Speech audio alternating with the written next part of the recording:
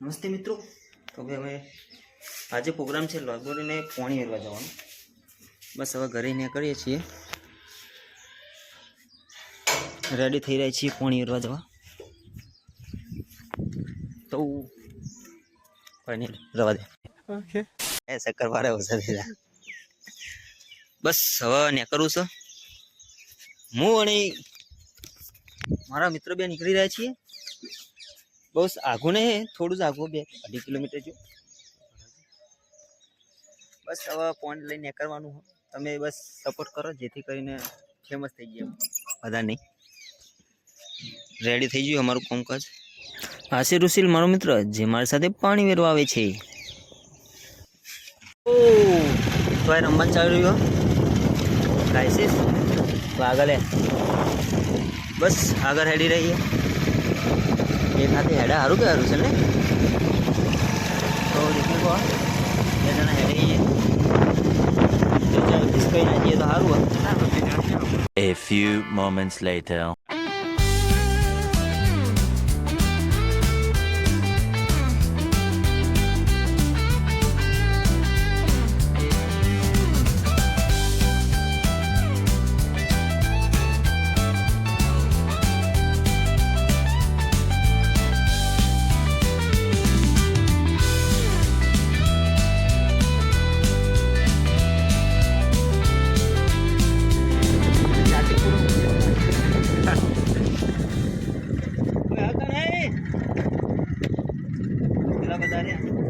तो बस हवाई जाए बता 120 નું પણ બધા એટલા નવરા છે ને, કોમ જ હોતું નહીં.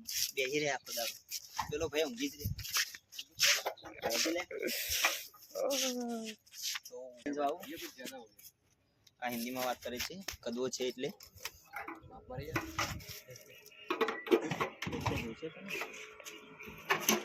બસ હવે આપણે આગળનો વિડીયો ચિકન જઈને લેવું. ઓકે મિત્રો, અમે વળી રહ્યા છીએ, તમે દેખી શકો છો.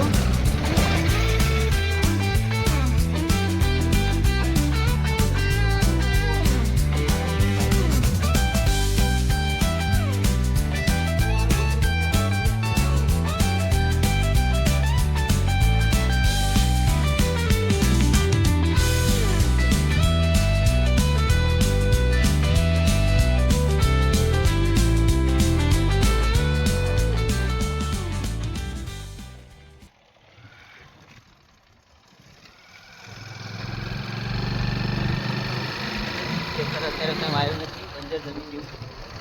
અહીંયાની જમીન વેચાઈ ગઈ. આગળ જતાં મોટી મોટી હોટલો બનવાની છે, કોમ્પ્લેક્સ બનવાનું છે. તમારે કોઈ રાખવું હોય તો જલ્દી આવી ગયો.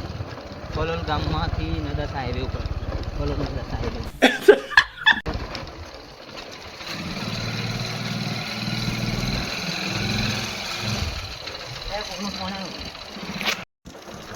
તો આપણે એની જઈ જઈએ ખેતરની એના બાજુ ઘઉં છે, એમાં જવાનું ઊભું એટલે બાઇક લઈને જઈ લેવું. બસ હવે રેડી થઈ જઈએ છીએ આપણે જવા માટે. હા ચલો હવે જઈશું આપણે અહીંયાથી.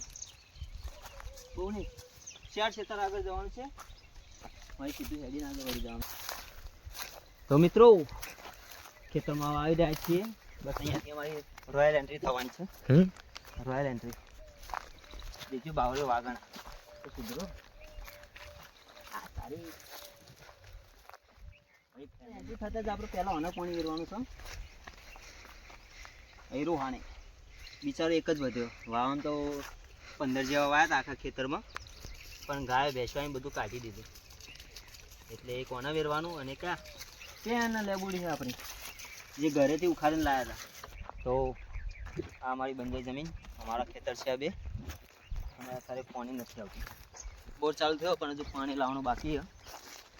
બાકી તમે આવી જગ્યાએ રહેતા હોય, ફરતા હોય તો મજા આવી જાય.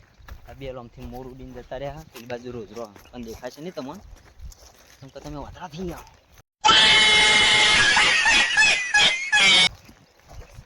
આપણે લેબુરી બિચારી હુકાઈ જઈએ, ઘણા ટાઈમથી નખાયા હતી.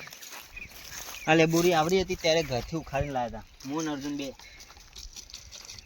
ઘણા ટાઈમ પછી કોના પર થોડું કામ કરવાનું બાકી છે. તો બસ હવે અમે પોણી વેચીને આવીએ તો વરસ 2 વરસ પછી શેરડીનો ખાવા મળશે અને પેલા એનું ગળું મળશે ને આપણે ખબર નહીં. પણ હજુ મારે થોડું ગ્રો કરવું છે, બીજા ઝાડવા વાવો. હવે દેખીએ મગફળી એવું વાવવું અને લાંબા ઝાડ માટે તો હીરો જ નાખો એ જ વાવવાનું વિચાર છે. અને આ પેટ્રોલ પંપમાં પણ નોકરી ચાલુ કરી બાકી મેર પડી જાય તો એ નાખીમાં નાખી ખાવાનું સારી પેટ્રોલ જાય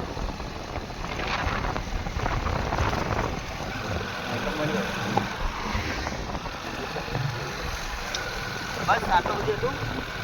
હવે તમે મને સપોર્ટ કરો, લાઈક સબસ્ક્રાઈબ કરવાનું ભૂલતા ના અને પેલું કરવાનું